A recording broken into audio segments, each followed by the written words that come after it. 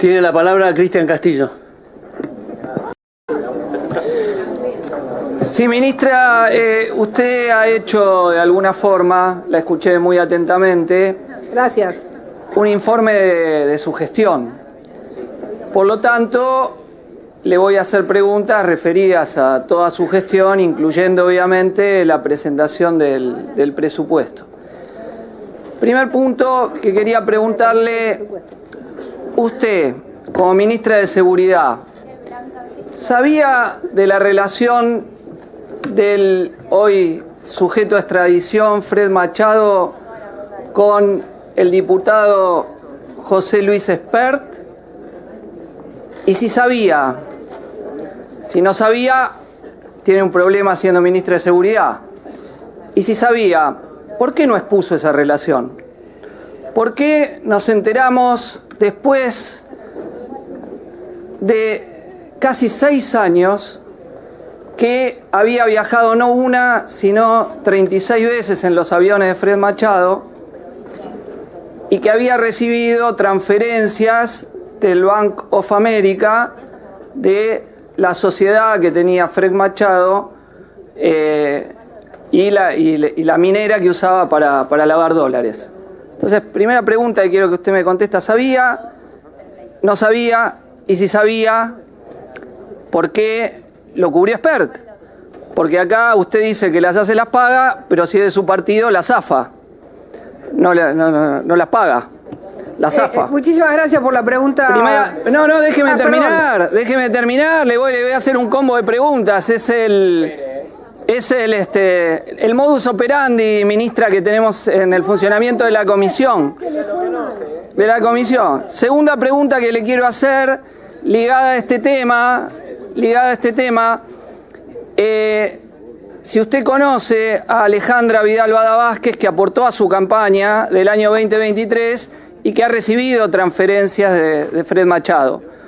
Explique esta relación. Usted hizo campaña en contra de los trabajadores de Atilra que estaban en conflicto con Alejandra Vidal Bada Vázquez junto con Florencia Arieto y fue aportante a su campaña. Entonces, quiero saber cómo usted explica que transferencias que fueron de Fred Machado hacia Vidal Bada Vázquez terminan en su campaña. Tercera pregunta: ¿qué opina de que el abogado de Fred Machado sea a la vez abogado del presidente Javier Milei? ¿No es medio raro que un abogado que defiende narcos sea a la vez quien defiende al presidente de la nación? Cuarta pregunta, ligado al narco. ¿Usted sabe que un decreto de Sturzenegger liquidó los serenos de buques? ¿Qué son los serenos de buques? Son la primera mirada que se tiene para controlar desde la contaminación en los buques, que no tiren fluidos que contaminan los ríos, hasta que los barcos no lleguen con con material narco. Bueno, 800 laburantes quedaron sin trabajo. Antes era obligatorio tenerlos para hacer el control y ahora no se controla nada. Solo en algún puerto ha habido conflictividad que ha permitido que el control se haga, que se mantengan los trabajos. ¿Usted está de acuerdo, con la eliminación de los serenos de buques? Aquí ha llegado un decreto de Sturzenegger aumentando la inseguridad y la discrecionalidad de quienes pasan y transportan, entre otras cosas, el narco. Cuarta pregunta vinculada a este tema, el blanqueo. El blanqueo. ¿Quiénes blanquean? Entre otras cosas, los que han tenido negocios ilegales se han blanqueado. Entonces, un poco raro querer combatir el narcotráfico cuando se favorece el blanqueo muy amplio que se ha votado en las dos cámaras, incluyendo en el Senado el voto también de la oposición, porque fue votado en conjunto. Nosotros no estuvimos de acuerdo con el blanqueo que favorece a los lavadores de dinero. Segundo bloque de preguntas que le voy a hacer ligada a las represiones. El 1 de febrero del año 2024, mientras se discutía la ley Ómnibus, en una de esas represiones que había las manifestaciones, cuando estaba parado sobre la vereda contando las personas heridas por balas de goma tiradas por los efectivos a su mando, a mi compañero Matías Aufieri, abogado del Centro Profesionales de Derechos Humanos, efectivos bajo su mando que iban en motocicleta, le tiraron con balas de goma del cuerpo para arriba, le pegaron en el ojo y le sacaron un ojo. Perdón, a los diputados del oficialismo, la ministra habló sobre toda su gestión. Creo que vino a que le interroguemos sobre su gestión, entonces Adelante, esto estamos Castillo. haciendo. Adelante. Entonces quería decirle, en esa acción represiva llevada adelante por los efectivos bajo su mando, no solo a mi compañero Matías Aufieri, abogado, le tiraron un balazo en la goma, en el ojo, que le sacó un balazo de goma en el ojo, que le llevó a la pérdida de la visión, sino a numerosas personas con heridas del cuerpo para arriba, el pecho para arriba. No hay ningún protocolo que diga que tienen que tirar así cuando estaban sobre la vereda. ¿Qué medidas tomó su ministerio frente a esos efectivos? Le hemos mandado pedido de informes para identificarlos quiénes fueron desde ese mismo momento y no nos fueron nunca respondidos. Segunda pregunta vinculada al tema represión. Pablo Grillo, ya fue ampliamente demostrado que las explicaciones que usted dio respecto de que había tirado correctamente el Cabo Guerrero la granada de gas que le voló la mitad del cerebro a Pablo, que hoy se está recuperando con enormes dificultades, gracias al apoyo enorme de su familia, gracias a los médicos del hospital público que lograron salvarle la vida. Ya está probado que no fue así, que no fue lo que usted dijo en un primer momento, encubriendo la actitud represiva que habían tenido y la actitud asesina, porque le había tirado así una granada de gas que le podía dar en la cabeza, le pegó a Pablo, le podría haber pegado a cualquier otro, y hay muchas escenas de esa represión que tiraron de la misma forma y que otros manifestantes se salvaron de milagro. ¿Qué medida tomó su ministerio, reitero, frente a esos casos flagrantes de disparo directamente a los manifestantes con riesgo de vida? Tercera pregunta que voy a hacerle. Cristian, perdón, te tengo que aclarar que esto es una reunión de presupuesto, ¿eh? No es una interpelación a la ministra. Disculpe, señor presidente. Digo por respeto a todos, a la ministra del tiempo, a la ministra, a su equipo y todos nosotros que quieren hacer preguntas conectados con un Excel. Mire, me gustaría, señor presidente, que cuando la ministra habló de toda su gestión le hubiera dicho, mire, esta es una reunión de presupuesto. Si la ministra se restringía a hablar de presupuesto, yo le pregunto del presupuesto. Si, como la ministra habló de toda su gestión, yo le pregunto de toda su gestión. Está tomando tiempo de todo el mundo para una cosa que no es el motivo de la reunión. Si la ministra quiere hacer un acto de despedida de su gestión, nosotros tenemos el derecho a preguntarle. Hay otros lugares para eso, Cristian. Me quedan 5 minutos, señor presidente. Pregunta. Perdón, ¿qué? ¿Qué 5 minutos de qué? 5 minutos para terminar y termino las preguntas. No, le pido que sea más breve porque... No voy a ser más breve. Le pido 5 minutos, por favor. Cristian. Mire, tardo menos en preguntar, usted interrumpiéndome y yo tratando de preguntar. Solamente por respeto a todos, si es creo el que no rol... necesita Cristian, que la protejan, creo que no necesita que la protejan. Déjame decir una cosa, dame 2 minutos. Por respeto a todos, si tomamos en cada reunión 1 hora para hablar, como la última reunión de ustedes, 1 hora, dura 8 horas esta reunión, y encima no es el motivo de la reunión esto, la interpelación. Hay otros canales para hacerlo dentro del Congreso a eso. No los hemos tenido porque cada vez que hemos citado a los ministros del gobierno no vienen. Bueno, mire, cada vez que citamos a los ministros del gobierno no vienen. Bueno, Pregunta, medidas tomadas frente al asesinato de Fernando Gómez, 18 de diciembre del 2024. ¿Me das un minuto? 6 de febrero del 2024. ¿No te están escuchando? ¿Me das un minuto? ¿Me das un minuto? Le doy un minuto. Gracias. La ministra estuvo hablando, parecía esto una reunión social. La gente justamente que le está pidiendo que venga no le escuchaba. Entonces ahora tratemos solamente de hablar del presupuesto y habrá otras instancias en las que se pueda hacer una interpelación a la ministra, pero no es el foco ahora del asunto. Entonces, para que esto no dure 8 horas, porque si nos seguimos por el tiempo que toman ustedes, dura 8 horas esta reunión. Por favor, solamente estoy pidiendo, y ese es mi rol, ir al... Silencio, Penaca, silencio. Es ir al punto, Gracias, termine. Termino. Insisto por si no me escucharon.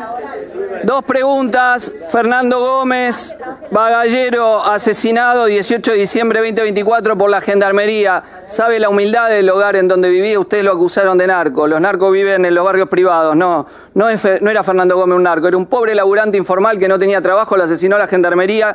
¿Qué medidas tomó su ministerio? Ivo Torres, asesinado el 6 de febrero cuando iba en moto en Jujuy de este año. ¿Qué hizo su ministerio respecto a eso? Y preguntas referidas al propio presupuesto. Función de inteligencia fue de 177.000 millones en 2024 y el vigente asciende a 260.000 millones, incremento del 46,9 por encima de la pauta inflacionaria del presupuesto que es de 24,5. ¿Por qué no hay plata para los jubilados, para el Garrahan, para las universidades y sí hay para hacer inteligencia?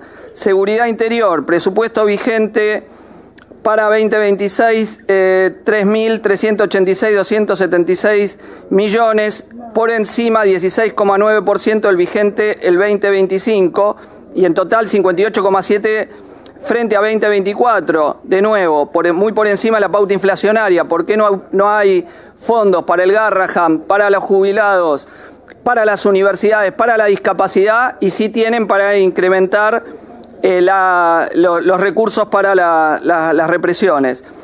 Tercera pregunta en función de esto. ¿Cuánto han salido el total de los operativos de todos los miércoles contra las movilizaciones de jubiladas y jubilados? Quinta pregunta. Usted hizo declaraciones respecto a que la culpa de los femicidios la tenían las feministas. ¿Sostiene todavía esa aberración que usted dijo? ¿Sostiene esa aberración de que los femicidios que hemos visto en nuestro país son responsabilidad de las que luchan, denuncian y se movilizan por los derechos de las mujeres y contra los femicidios? No te hagas que nosotros también ganamos, así que... ¿Terminó, Castillo? Sí, he terminado. Muy bien. No sé.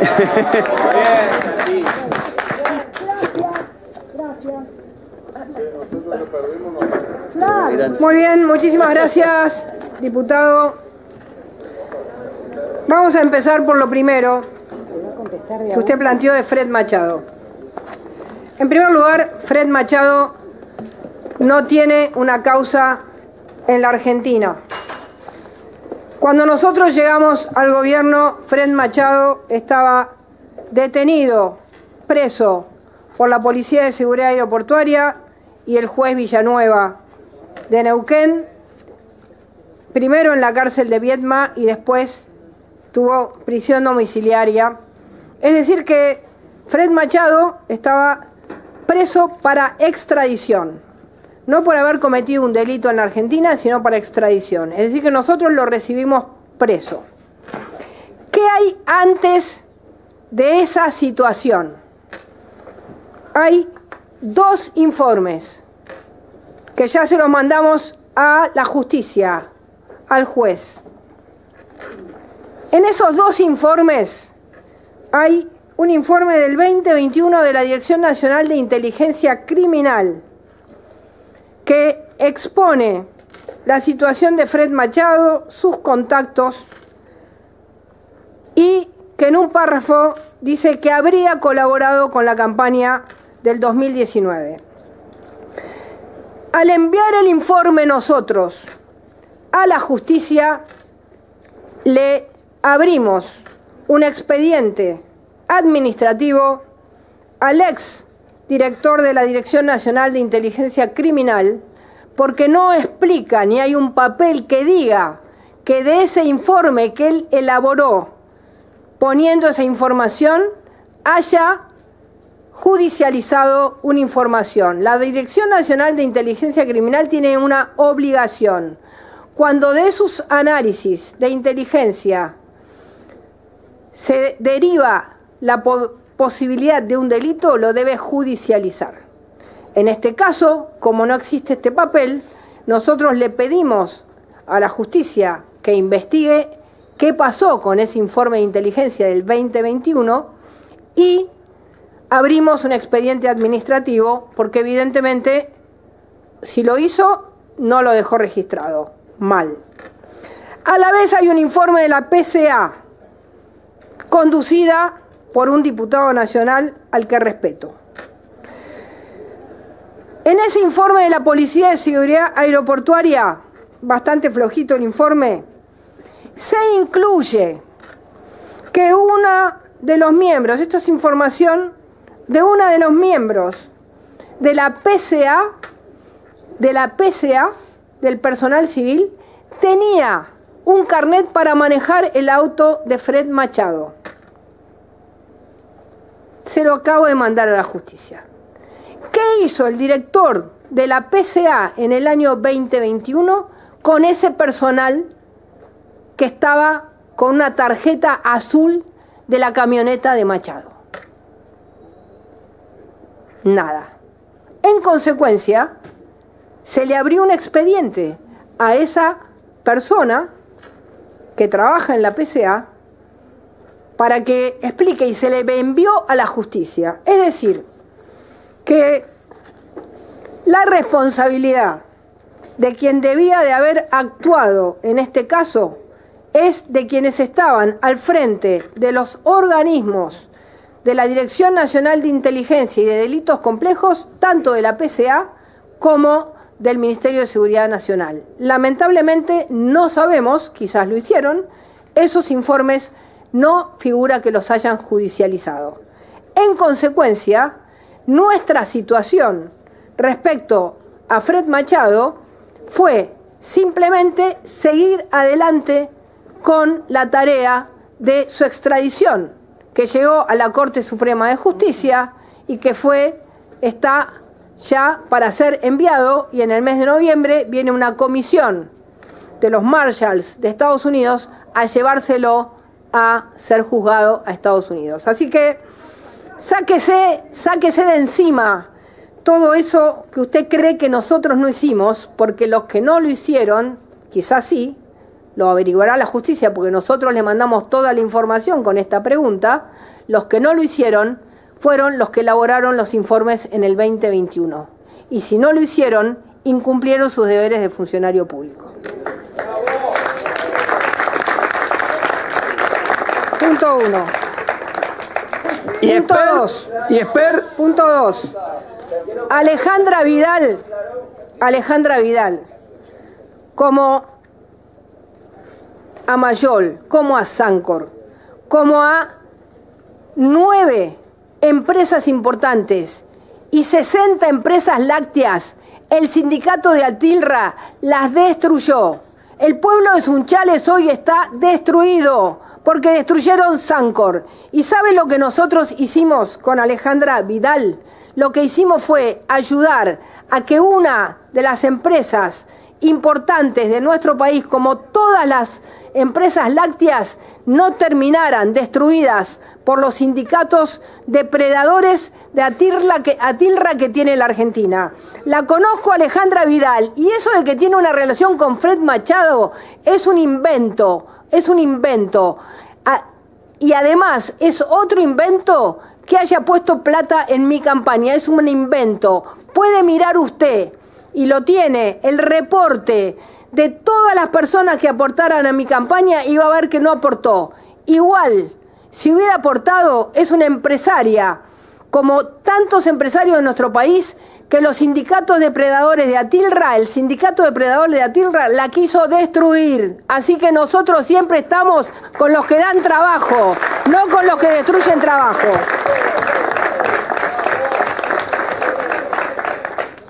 Punto 3.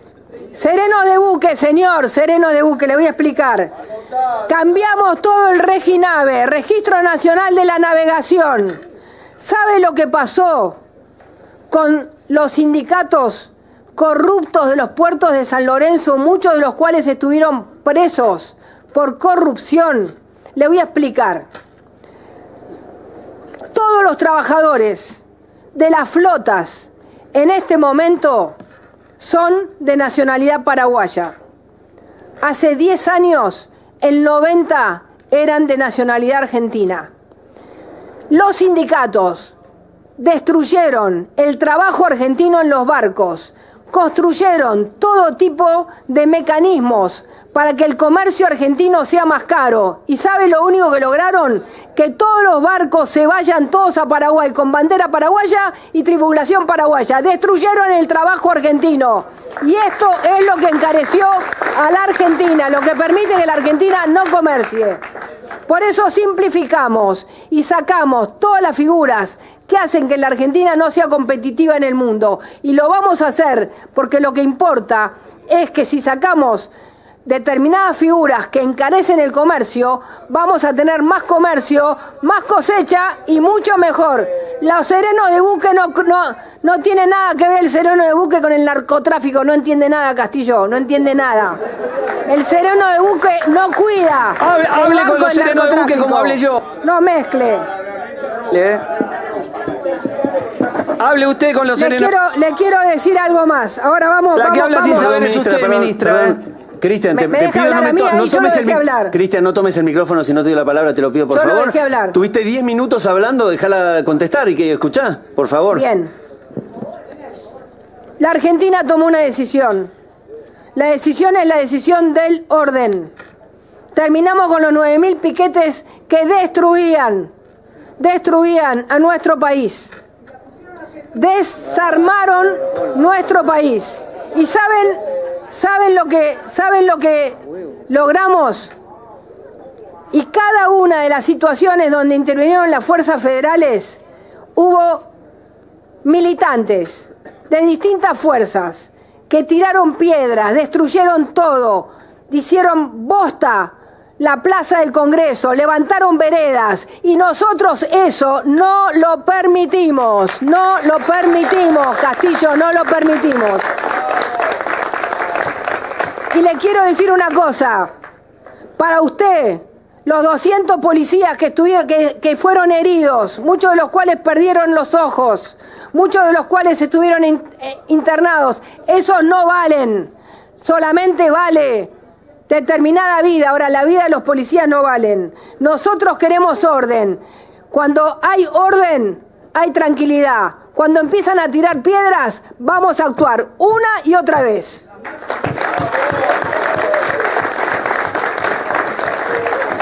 Marcha que usted... El presupuesto de inteligencia. El presupuesto de inteligencia. Y aprendan a leer el presupuesto, por favor. Los gastos de la Dirección Nacional de Inteligencia Criminal en 2025, incluyendo sueldos, fueron de 11.754 millones. En el 2026 es de 10 millones, es decir que hay una baja del 10%. Lean el presupuesto para no caer en mentiras. Lamentablemente, porque tenemos que cuidar al país acabamos de detener a 2 personas, a 2 colombianos guerrilleros del ELN. Hemos tenido amenazas este año, muchas amenazas de terrorismo, y un país sin inteligencia es un país que puede tener situaciones dramáticas como las que tuvimos. Así que